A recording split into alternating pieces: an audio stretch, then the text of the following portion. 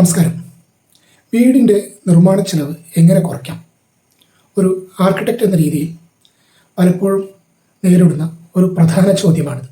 യഥാർത്ഥത്തിൽ വീടിൻ്റെ നിർമ്മാണ ചെലവ് നിർണ്ണയിക്കുന്നതിൽ നിർമ്മാണത്തിനായിട്ട് നാം തിരഞ്ഞെടുക്കുന്ന സ്ഥലത്തിന് ഒരു പ്രധാന പങ്ക് വഹിക്കാനുണ്ട് എന്നതാണ് സത്യം. വീടിൻ്റെ നിർമ്മാണ ചെലവ് കുറയ്ക്കുന്നതിന് അനുയോജ്യമായ ഒരു സ്ഥലം കണ്ടെത്തുക എന്നുള്ളത് എത്രത്തോളം പ്രാധാന്യം അർഹിക്കുന്നതാണ് എന്നാണ് ഇന്ന് നാം ചർച്ച ചെയ്യുന്ന വിഷയം. വീടിൻ്റെ നിർമ്മാണത്തിനായി നിങ്ങൾ തിരഞ്ഞെടുത്തിരിക്കുന്ന സ്ഥലം റോഡിൽ നിന്നും ഒരു പരിധിയിൽ കൂടുതൽ ഉയർന്നു നിൽക്കുന്നതോ അല്ലെങ്കിൽ ഒരു പരിധിയിൽ കൂടുതൽ ചെരിഞ്ഞു നിൽക്കുന്നതോ ആണ് എന്നുണ്ടെങ്കിൽ പല കാരണങ്ങളാൽ നിങ്ങൾ ആ സ്ഥലം അല്ലെങ്കിൽ ആ സ്ഥലത്തെ മണ്ണ് നീക്കി അത് റോഡിൻ്റെ നിരപ്പിനോട് ചേർന്നതാക്കാൻ നിർബന്ധിതരാകാറുണ്ട്.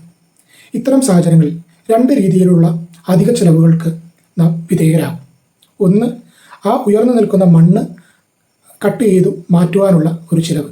രണ്ട്, അങ്ങനെ നമ്മൾ മണ്ണ് കട്ട് ചെയ്ത് മാറ്റുകയാണെങ്കിൽ അതിന് ചുറ്റും നിൽക്കുന്ന സ്ഥലത്തെ മണ്ണ് നമ്മുടെ സ്ഥലത്തിലേക്ക് ഇടിഞ്ഞു വീഴാതിരിക്കാൻ നമ്മളൊരു റീറ്റെയിനിങ് വാൾ ചെയ്യേണ്ടി വരും. അപ്പോൾ അങ്ങനെ മണ്ണ് കട്ട് ചെയ്ത് മാറ്റുമ്പോൾ ഈ രീതിയിലുള്ള രണ്ട് അധിക ചെലവുകൾക്ക് നമ്മൾ വിധേയരാവാൻ സാധ്യതയുണ്ട്.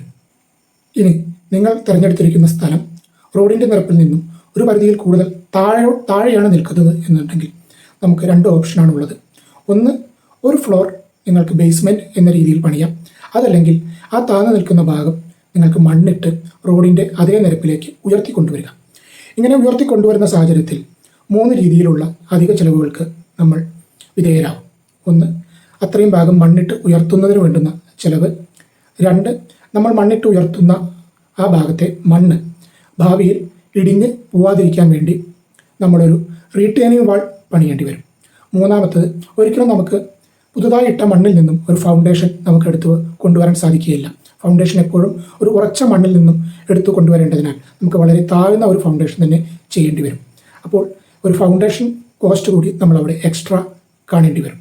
സ്ഥലം വാങ്ങുന്നതിന് മുൻപായി എല്ലായ്പ്പോഴും ആ സ്ഥലത്തിൻ്റെ ചരിത്രം ഒന്ന് അറിയുന്നത് വളരെ നന്നായിരിക്കും. കാരണം പല സ്ഥലങ്ങളും ചിലപ്പോൾ പണ്ടുള്ള ചെറിയ കുളങ്ങളോ അതല്ലെങ്കിൽ കുഴികളോ എല്ലാം നികത്തിയിട്ടുള്ള സ്ഥലങ്ങളാവാൻ സാധ്യതയുണ്ട്. അപ്പോൾ അത്തരം സ്ഥലമാണ് നിങ്ങൾ തിരഞ്ഞെടുത്തിട്ടുള്ളത് എന്നുണ്ടെങ്കിൽ അവിടെ നിങ്ങൾ ഫൗണ്ടേഷൻ ചെയ്യുന്ന സമയത്ത് വളരെ താഴ്ന്ന നിരപ്പിൽ നിന്നും നിങ്ങൾക്ക് ഫൗണ്ടേഷൻ ചെയ്ത് കൊണ്ടുവരേണ്ടി വരും. അതുതന്നെ ഒരു ഉയർന്ന ഫൗണ്ടേഷൻ ചെലവിലേക്ക് നമ്മളെ നയിക്കുന്നതാണ്. നിർമ്മാണത്തിനായി നാം തിരഞ്ഞെടുത്തിരിക്കുന്ന ഭൂമി എത്രത്തോളം ഉറപ്പുള്ളതാണ് എന്നുള്ളത് വളരെ പ്രാധാന്യമർഹിക്കുന്ന ഒരു വിഷയമാണ്. കാരണം ഉറപ്പ് കുറഞ്ഞ ഒരു ഭൂമിയിൽ നമ്മൾ നിർമ്മാണ പ്രക്രിയയുമായി മുന്നോട്ട് പോകുമ്പോൾ നമുക്ക് വീടിൻ്റെ ഫൗണ്ടേഷൻ വളരെ താഴ്ന്ന ഇടത്ത് നിന്ന് ചെയ്തു കൊണ്ടുവരികയോ അതല്ലെങ്കിൽ ആ രീതിയിലുള്ള ഒരു പ്രത്യേക ഫൗണ്ടേഷൻ നമുക്ക് ഡിസൈൻ ചെയ്തെടുക്കേണ്ടി വരികയോ ചെയ്യും. അത് താരതമ്യേന ഫൗണ്ടേഷൻ ലെവലിലുള്ള നമ്മുടെ കോസ്റ്റ് വർദ്ധിപ്പിക്കുവാൻ ഇടയാക്കും. നാം വാങ്ങാൻ ഉദ്ദേശിക്കുന്ന സ്ഥലത്ത് വെള്ളം കയറാനുള്ള സാധ്യതയുണ്ടോ അല്ലെങ്കിൽ വെള്ളം കയറിയിട്ടുള്ള ചരിത്രമുണ്ടോ എന്ന് അന്വേഷിക്കുന്നത് എപ്പോഴും നന്നായിരിക്കും. കാരണം അത്തരം ഒരു സാഹചര്യം നിലനിൽക്കുന്നുണ്ടെങ്കിൽ നമ്മുടെ സ്ഥലം നമ്മൾ മണ്ണിട്ട് ഉയർത്താൻ നിർബന്ധിതരാകും. മണ്ണിട്ട് ഉയർത്തുമ്പോൾ സ്വാഭാവികമായും നമ്മൾക്ക് ആ മണ്ണിടുന്നതിനുള്ള കോസ്റ്റും അതുപോലെ തന്നെ മേൽ പറഞ്ഞ പോലെ അതിനു ചുറ്റും റീറ്റെയിനിങ് വാൾ കെട്ടുന്നതിനുള്ള കോസ്റ്റും അധികമായി വരുന്നതായിരിക്കും. മേൽ പറഞ്ഞ കാര്യങ്ങൾ ശ്രദ്ധിക്കുകയാണെങ്കിൽ വീട് നിർമ്മാണവുമായി ബന്ധപ്പെട്ട് വളരെ അനുയോജ്യമായ ഒരു സ്ഥലം തന്നെ നമുക്ക് തിരഞ്ഞെടുക്കുവാനും അതുവഴി നിർമ്മാണ പ്രക്രിയയുമായി ബന്ധപ്പെട്ട് വരുന്ന ഇത്തരം അധിക ചെലവുകൾ ഒഴിവാക്കാൻ നമുക്ക് സാധിക്കുന്നതുമാണ്.